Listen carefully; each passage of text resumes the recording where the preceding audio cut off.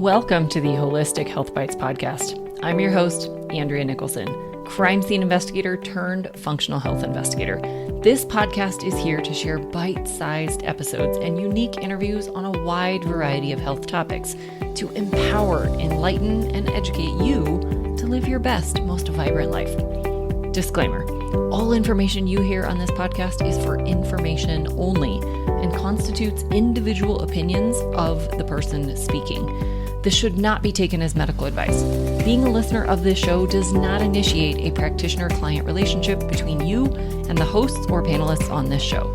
Please discuss these topics with your medical professionals before making any changes to your health. Okay, let's dive in.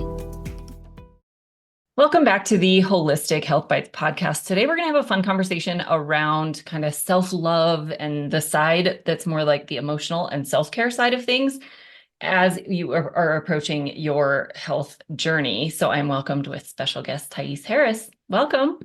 Thank you so much. It's a pleasure to be here. Yeah, it's so exciting. So will you just kind of tell everybody quickly about yourself and maybe a little bit of your story? Yes, happily. I'm Thais Harris. I'm a board-certified holistic nutritionist, and I help women love themselves into their ideal body, vibrant health, and an outstanding life. I am an author and a speaker, and I wrote a children's book that was self-published called Little Red, and I co-wrote with another 21 collaborators a book called The Life-Changing Power of Self-Love, which is a really beautiful book, and with women in all modalities of healing and healing practices, sharing from the heart their own path to self-love. And I have presented in the US and internationally on the topic of diet as our daily intake of everything, which I hope we'll get to talk a little bit about today, Yes, with collaboration of my husband, Nick Shawley, who's a somatic psychotherapist. Yeah. I love it. I love that definition of diet. I think that's such a healthier approach to it, that rather focusing on, getting all the things in instead of all the things you can't have. I think that's great. And we will for sure dive in because I want to know all the things about how that came to be and how you specifically apply it. So let's start a little bit first with the self-love side of things. How did you get into that, and why do you find that that's such an important aspect to focus on? One thing I found out in over 12 years of doing this work and working with over 500 women ages 20 to 82 is that most women have a deep dissatisfaction for some part of their body or an aspect of their health. And when I started looking into this, I saw numbers that were pretty astounding, like statistics anywhere from 60% to 97% of women having some sort of "I hate my body" type of thought every day. So that is pretty wild, and I think some of that is from external influences, media, everything else. Obviously, they see that the longer somebody spends watching TV, for example, the more dissatisfied they are with how they look, which is an interesting correlation. But I really found that in the work that I'm doing with clients, and I've worked with different populations for 5 years, I worked with cancer patients, and that there was always this little piece that was about beyond mindfulness, but that it was really about building a different type of love for themselves that improved their health outcomes. And so it's been the joy of my work in my life to actually help women not just eat the right thing and do the right movement, but to actually appreciate and love themselves from the get-go and use that power as the thing that actually fuels their journey. And what I mean by that is that instead of waiting, putting conditions on our love and waiting out, when I lose the weight, then I'll feel good about myself.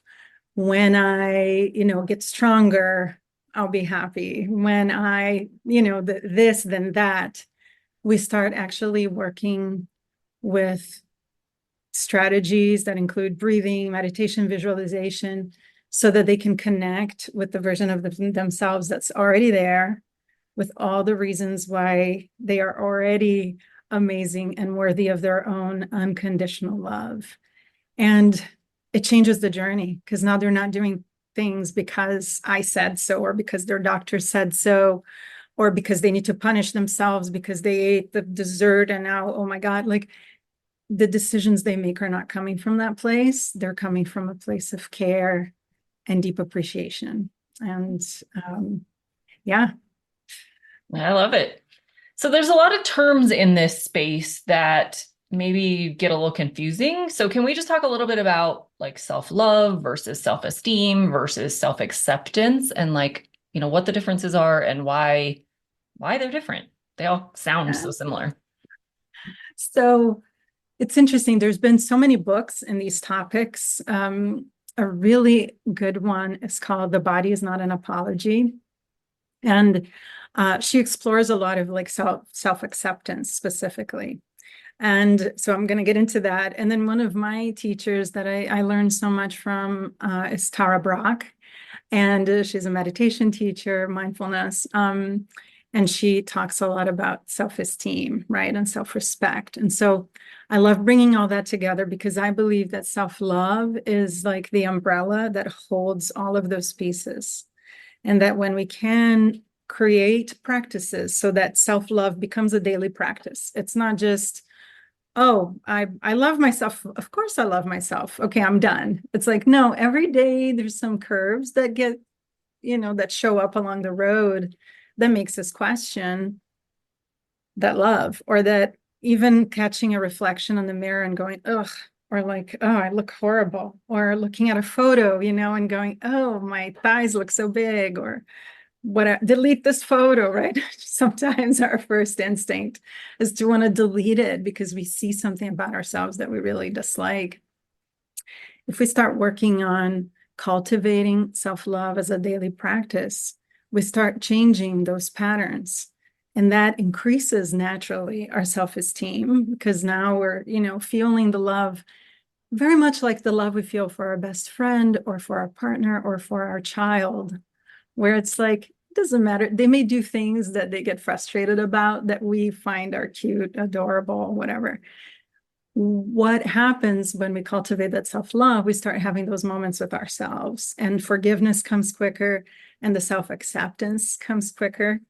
Because acceptance, I think, is really about accepting reality as is, accepting the present moment as is, and accepting ourselves as we are. It doesn't mean we're not going to want to strive to be that best version of ourselves, but it means that we're okay. Like this, this is my essence. This is my condition in this moment. There's always room for improvement.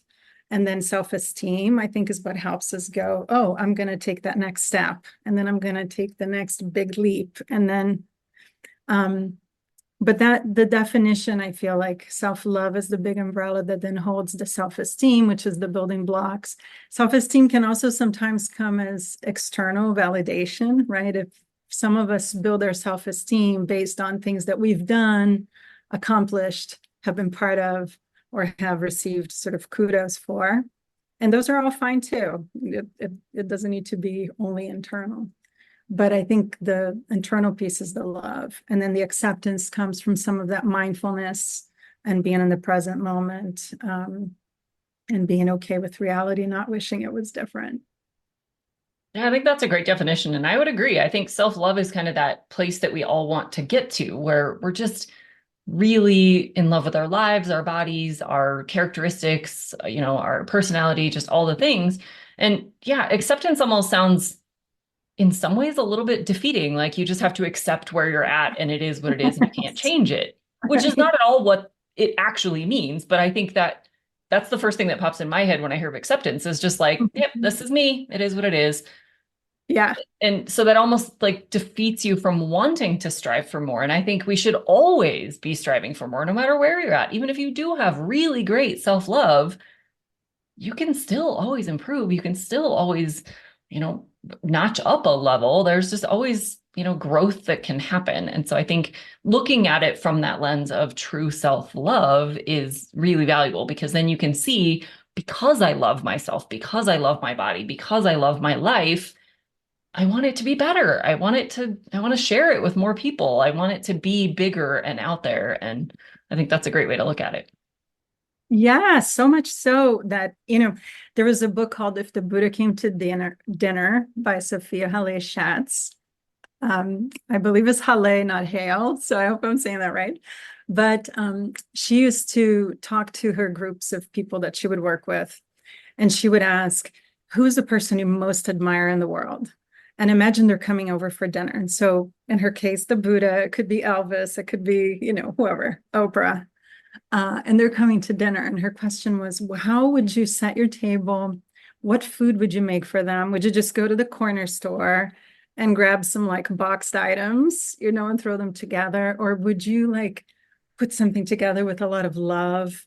And would you make sure it's a food that would keep them both satisfied, but awake, not tired right after, so that you could pick their brain? All these little questions about somebody we really care about and want to learn from. And then she would ask, well, you are that Buddha, Elvis, Oprah. Like, what if you put yourself in that place? How would you treat yourself? And I love that. It was such a great question that for me was a pivotal moment when I decided to go back to school to study nutrition. I was a graphic designer and an actress, and, that was like my previous lifetime. And that book really changed something for me, because that's when I started thinking about like, oh yeah, how am I caring for myself and treating myself with respect and admiration and love?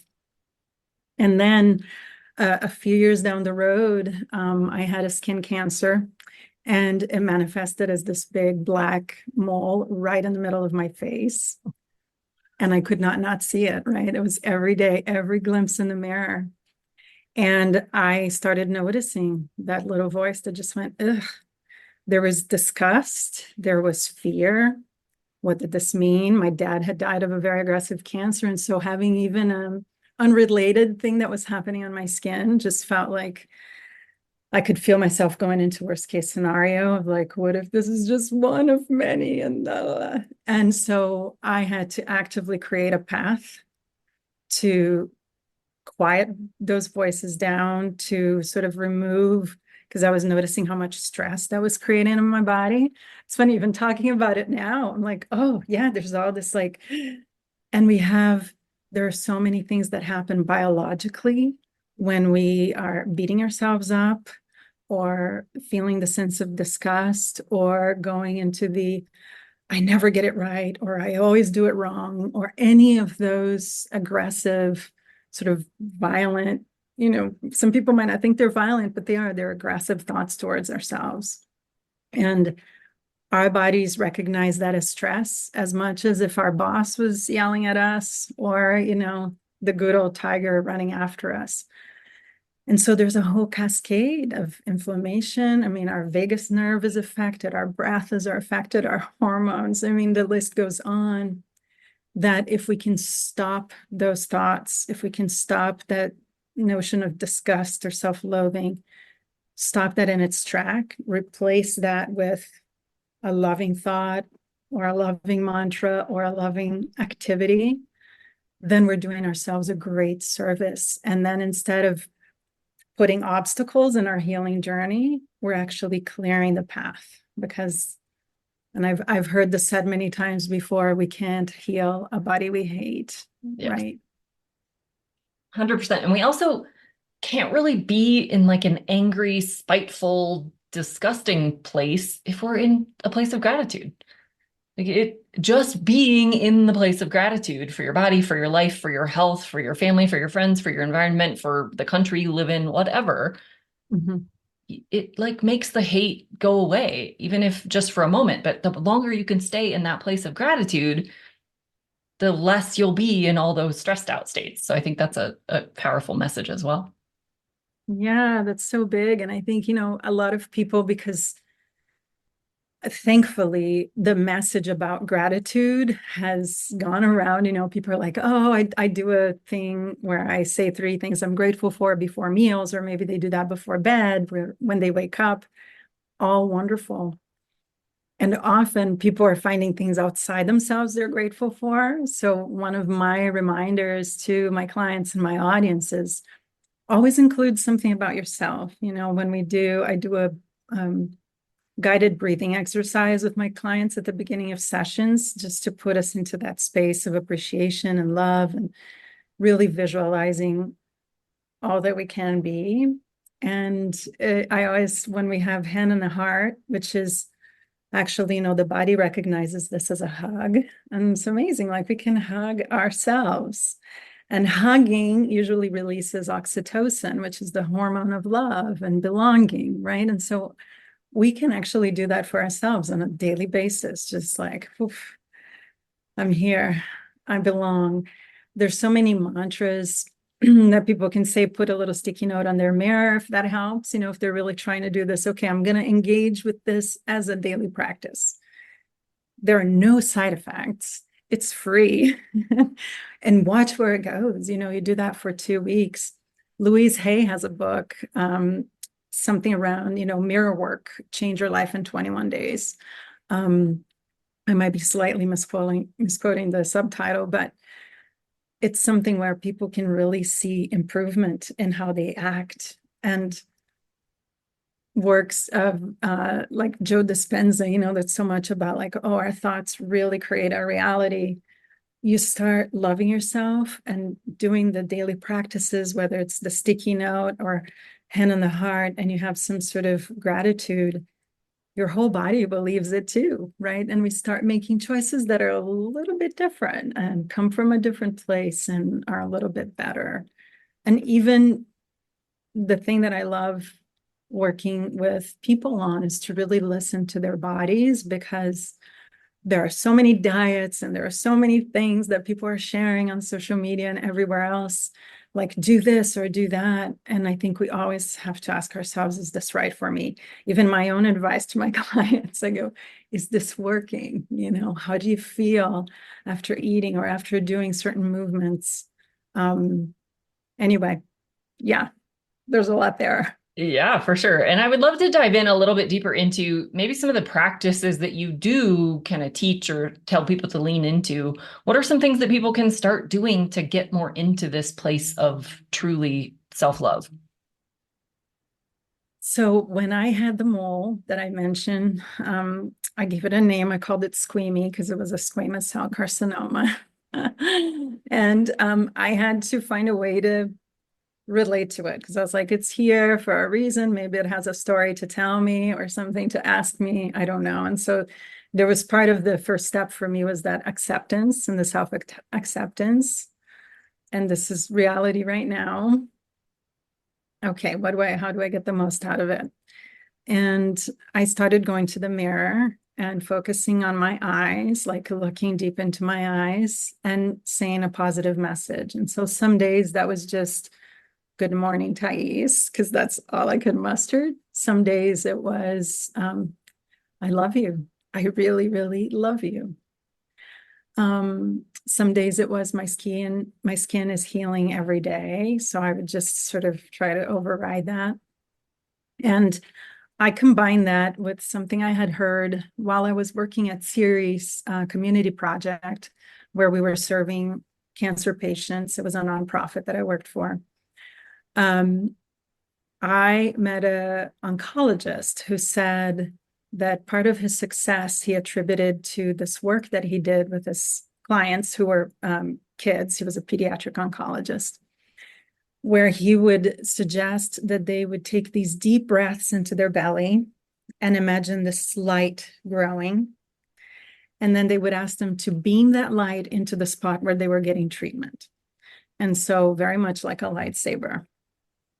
And beam that and send it to the spot. And he felt like that gave them something they could do that was empowering them to be part of their healing, which is beautiful, right? And whether it was that really helped or just that it brought them to a calmer space while they were getting treatment, we can never know, but he had fantastic success. And so one day I was looking in the mirror, I was overseas at the time, And I was doing my, like, what nice thing can I say to myself today, before I go into like, why is this on my face? And I remembered that conversation and I was like, oh, wait a minute, I have something I can do. And so I started doing this breathing where I would collect all the light and I would use some of my sort of script, which when we're trying to find things we're grateful for, I've had experiences where a client would say, I have nothing that I love about myself, right? Which is so sad. And so we go into, well, can we find gratitude for all the wisdom from your ancestors, right? That's imprinted in your DNA. Can we find a gratitude for all the life that lives inside of us, our microorganisms that are helping support us and helping us thrive? Can we find gratitude for the work that each single cell in your body is doing 24/7, right? To have its function, like for all these, cells that are all working in conjunction to create this body that we get to live in.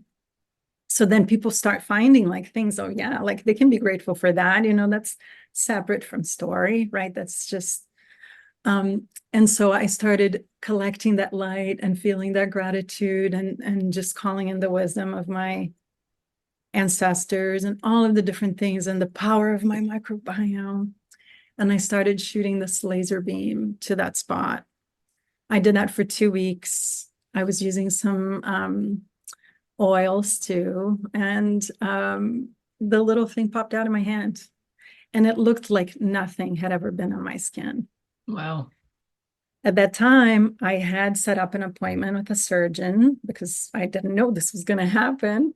And so I still went to the appointment. I brought Squeamy to her because I saved it. I was like, here it is. Here's where it was.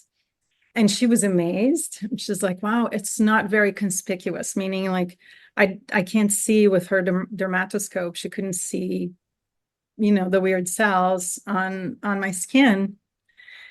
But she said, but we have to still do an operate, like we have to do surgery and remove a margin of error. And I said, well, do you think I healed myself? And she goes, oh, no, it doesn't work like that. Okay. So I went through, now I had a huge scar. I had the swollen face, the pain. It was so bizarre. But what it did is it gave me peace of mind. And then the entire sample came back 100% clear, which was huge relief. Yeah. And later on, I ended up having other types of skin cancer in other places that were harder to do that work with, like somewhere on my back. But I kept using the same self-love principle and the breathing and the light beaming as I went through the other surgeries. And it was amazing. I feel like my skin healed so fast. I was kind of in awe of how much healing can happen in the body. And so I think that's the tool I want to offer is the sense of awe for all the innate ability of our bodies to heal, really trusting that. And then using that sense of awe and that gratitude for all the little things that happen in our bodies without us having to say for it to do so, to again raise that sense of gratitude and appreciation. Because when we come from that place, then we can connect more with this notion of, a bigger picture, bigger love, our soul, that we get to be in this life and take each breath. And that starts building then that new narrative that's going to replace the old narrative of, I'm not worth it, I suck, my thighs are too big, whatever. And I think, also being curious is another great tool as far as noticing how you talk to yourself. This is not something to add another layer of judgment. Oh my God, I talk to myself that way, how horrible I am. It's not that. It's having the curiosity to understand, what are some of the triggers? Like, when am I really mean to myself? For some people, it's when they're scrolling and they start comparing themselves to other people. All of a sudden, they might have been having a great day, and now all of a sudden they think they're worthless. This happens a lot, and especially now we see some of the research with teenagers, especially. So it's a thing we really can change because we can just stop scrolling. Just go, I don't scroll, or I don't compare, or maybe go and, see a few things that you need to do online and social media and then get out. Or if you catch yourself thinking thoughts about how you're not doing enough, that's the moment when you're like, you caught it. And Yep. you put the phone down, look around. Oh no, wow, this is my life. Okay. And then three is, if one, we're curious and start noticing those thoughts, so that two, we can start replacing that narrative with the helpful narrative, with, sticky notes in the mirror, anything like that, maybe a journal. That's wonderful. So first curiosity, then we can change what we discover. And then number three is this notion of, what are some of the practices that bring me closer to that space where I feel grateful, where I feel appreciation, so that I can grow the love from that. And I'm a big fan of breathing. I'm a big fan of joyful movement. I had a client once told me, I run every day, but I hate it. With every step, I'm thinking, I hate this, I hate this, I hate this. I asked her, then why do you do it? Yeah. It's like, oh, because that's how I stay in shape, like that, at the end of it, I kind of feel good, but the first, at least half of it is awful. And so we're like, what would it be like to replace it with something you actually enjoy doing? Because that I hate it is creating more stress, and it's going to counteract all the effort that you're putting into it. And so we found out, that dancing was actually something she liked, and she was still getting the cardio benefit without the thought. And so applying that in an embodied way then becomes really important too. Yeah, I love that. And I hear that so often that people are just like, it's my routine. I do it because I know I have to. I hate every bit of it, and that can be applied to the food you're eating, the eating schedule you have, the workouts you're doing, the wake up time you have, the bed, like whatever. It can apply to anything.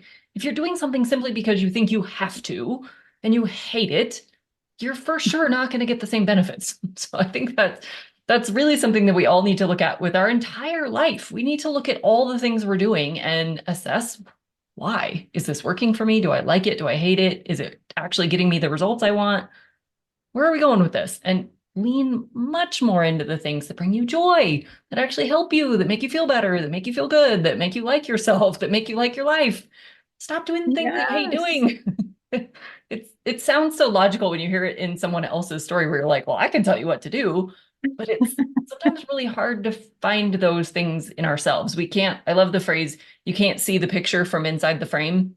Yes. You can always find where other people are going wrong, but it's really hard to see it in yourself. So this is where it can be helpful to talk to a coach, talk to a friend, talk to your spouse, talk to all these other people that are like, what is it that I'm doing? If you were telling me, like, with no shame or hurt, where am I going wrong? Tell me the honest truth. What am I doing that I shouldn't be doing? I guarantee you they could tell you. Whether or not they will or not is a different story, but we can always see it in other people. We can always see it in other people. So I agree with you 100%. Start there, really take good stock of your life and figure out all the things that are adding to your misery instead of really actually benefiting you.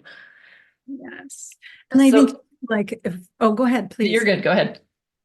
I think if we add to the misery, so this notion of, like we talked about, esteem and respect, so self-esteem, self-respect that, contribute to that bigger self-love picture, is that, if we want to do something that's sustainable, like a lot of when I'm working with people, it's not about just do this diet for 2 weeks and then everything's okay. Like it's a lifestyle change, right? It's a process where you're really starting to see things in a different way.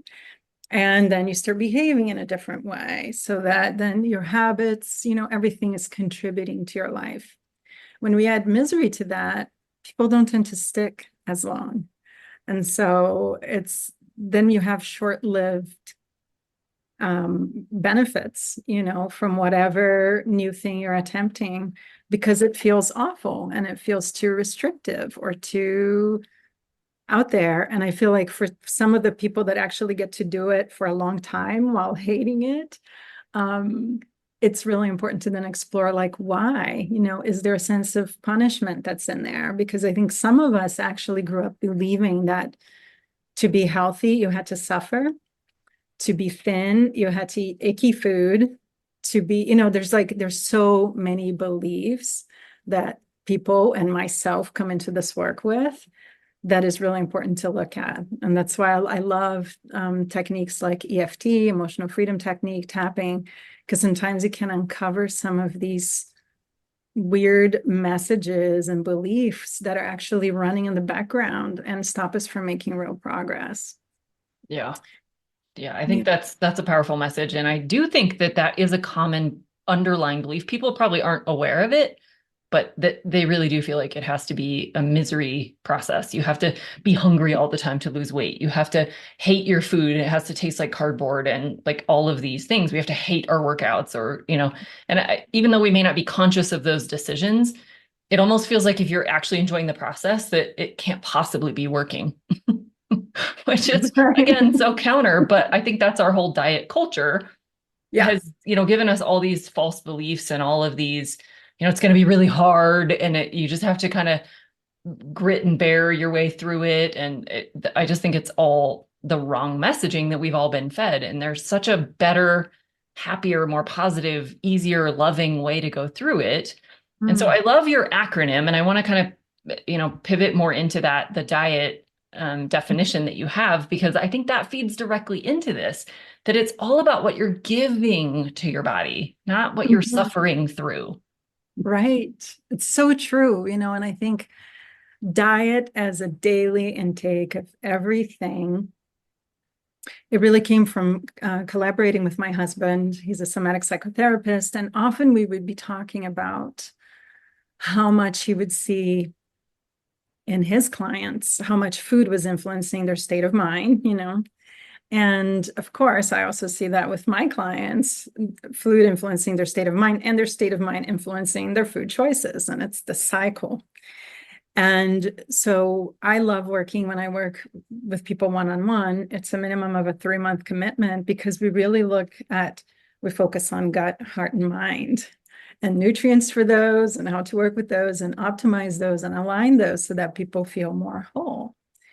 And so we spoke at a conference in Italy a few years ago, and that's when the acronym came up, because we were like, how do we align gut, heart, and mind? And we kept coming back to this notion, it's everything. It's not just the food that you put in your mouth, even though that's a big piece of it. It's the most intimate relationship we have with the world, right? We're getting the world out there and putting it in our bodies. And what is it? Like, everything is having this conversation. And so whether we're properly digesting or not, assimilating or not, right? There's this constant conversation happening. And like, what is it? How do we want to build our bodies and ourselves? Again, coming from a place of love. That same, If the Buddha Came to Dinner book I mentioned, one of her questions was, when does this become me? As when we're eating, to ask that of the food. And at the time, I just thought, oh, that's it. Like, I had never thought of food as that. It's just the thing that I either like or don't like, and it's becoming my very being. And so what else? What are the other things that have that influence? It's like, well, absolutely our thoughts. Everything we're thinking, our bodies are going to respond to, whether it's with a stress response or a relaxed response, or it's a way in which we're going to end up behaving so that we get to that goal or that vision of that thought. And the fact that we have all these feelings that come because we think something. It's like, if I were to ask listeners right now to think of something that really, really upset them in the last month, or maybe in the last week, and then notice what happens in their bodies. It's like the thoughts will create those emotions, right? And that will change the biology. So, how important thoughts are, super important. And then how important is the media we're watching every day? Very important. I just mentioned the scrolling and the comparison thing that people can get into, and this like teenage mental health crisis that's happening partly because of social media. It's part of what we're putting in and we're letting ourselves believe about the world and about ourselves. It's movement, it's anything that might be considered inflammatory, our environments, so if there's mold, poor air quality in general, parasites, whatever. So we're just like really starting to look at life as this big banquet, the big buffet of life, and what are we choosing to put in? And at the time, my son was really little, and I remember driving him to daycare on my way to work. And I would be listening to classical music or like the most chilling, amazing thing because it was he and I in the car. And then the minute I would drop him off, I would switch over to MSNBC or, NPR and get all agitated. This was around, let's see, yeah, election time. I don't need to be specific, but I would find myself getting so irritated. And then I realized, oh, here's my daily intake of everything. I'm choosing to do something totally anti-inflammatory because I have my son in the car, whom I adore. And then the minute he's out, I'm choosing to go get all inflamed. Like, oh, what's up with that? Like, I think I can make a better choice for myself. And so I started just keeping the dial, as tempting as it was, in the right station or in the, sort of calming place until I got to work. And at Series Community Project, this is where, again, we were making meals for people on cancer treatment. One of our big outlining, guidelines was that you leave everything outside the door that is concerning, worrying, upsetting, because when we step into that place, we want to bring love to everything we're doing so that our clients can feel that love when they eat the food and help their healing. And so I was like, yeah, why would I not just contribute to that all the way to work to get into that space versus switching the radio? And so it's small things that with, again, guided by that love, then we can start making a different, decision in our day. And it didn't mean that I was completely, ignorant to what was going on in the world. I could still read the paper and whatnot, but I chose my exposure to that. It did not need to be part of my daily intake of everything. That inflammatory conversation didn't need to be part of it. Yeah, I think that's an important factor that a lot of times doesn't get talked about in the space of, health in general. When we mostly focus on diet and exercise and, these more big topics, which are huge drivers, of course. But we really do have to look at the things we're feeding our mind. It's one thing to stay up on current events, like you said, and, be well informed, especially around election time and things. Be informed on what you're voting about, for sure. But you don't need to listen to that for 5 hours a day.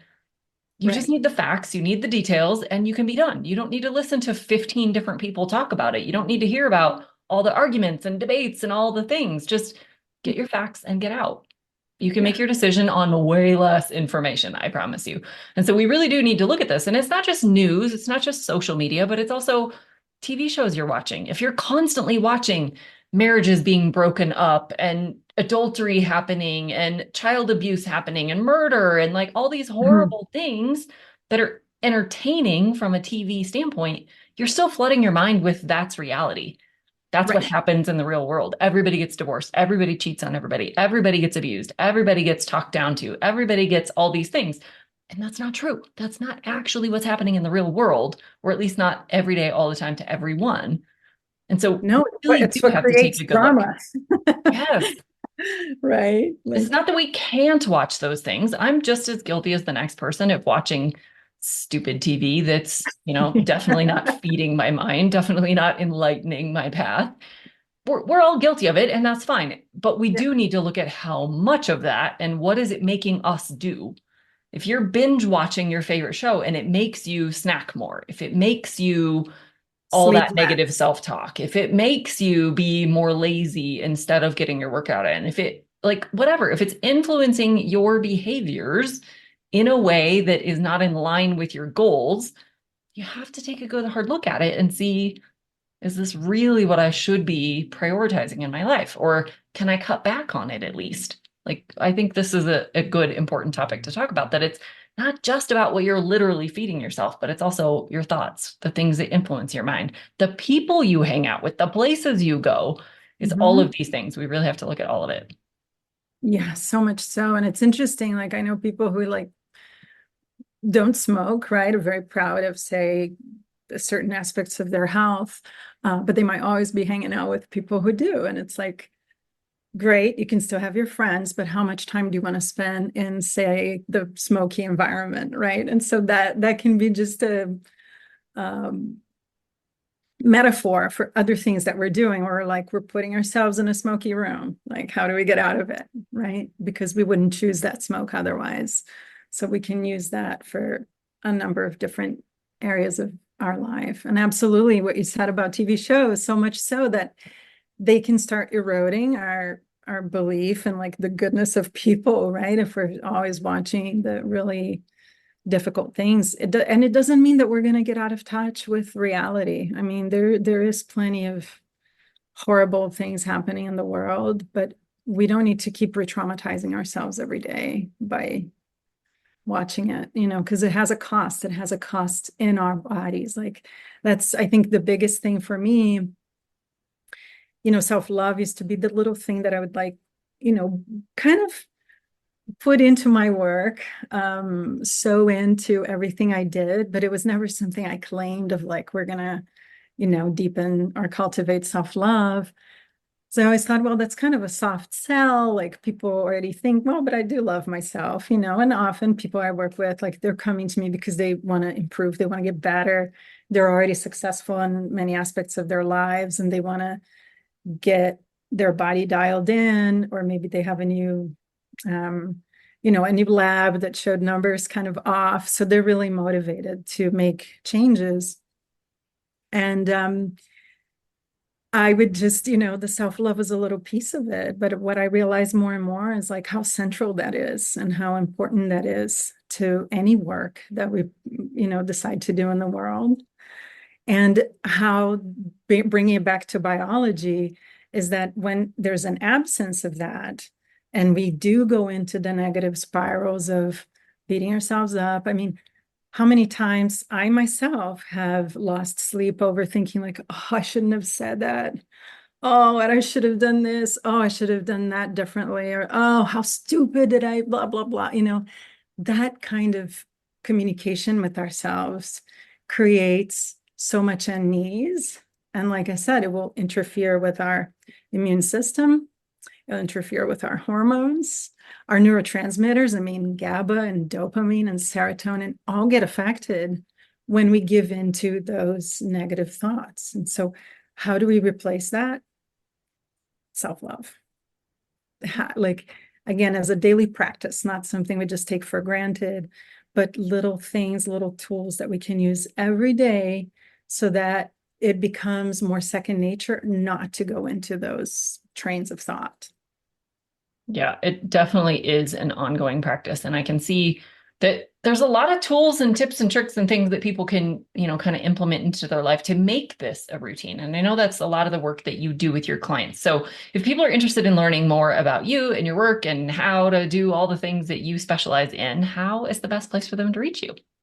Find me at nourishtogether.com. That's my website. I'm on Instagram at nourish.together and on Facebook at Nourish Together as well. I have a YouTube channel that I'm just revamping right now, and I have lots of really fun interviews. And so also Nourish Together on YouTube.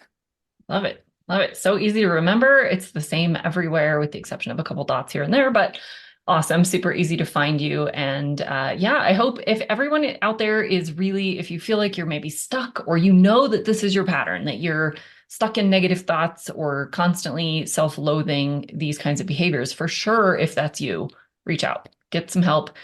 Your life can be 100% different. But even if you feel like you've done all the great things and you're just a little bit stuck, this might just be the key to lean into and really prioritize true self-love. So I think this is fantastic. Thank you so much for sharing all of your wisdom and tips and tricks and your story with us today. I had no idea your whole cancer story. So that was great to hear, and such a powerful healing story. So I think, that's really uplifting and motivating to a lot of people out there, I'm sure. Thank you so much. It's been an honor to be here with you. Yeah, it's been a lot of fun. So thank you everyone for tuning in today, and we'll catch you again on future episodes. Be well and vibrant. Thanks for being a faithful listener to the podcast. I'd love it if you left me a 5-star review on this podcast so that others can more easily find this valuable information. Did you know I also work one-on-one with clients? I approach solving health challenges like I approached solving crimes, by conducting a thorough investigation into your case. Sadly, hundreds of millions of people in the US have insulin resistance, prediabetes, and diabetes, and the vast majority have no idea. I'm here to fix that. If you struggle with low energy, stubborn weight, hypertension, sleep disturbances, or any other undesired symptoms, let's talk. All you have to do is schedule a free call. The link will be in the show notes. And no, you do not need to live near me.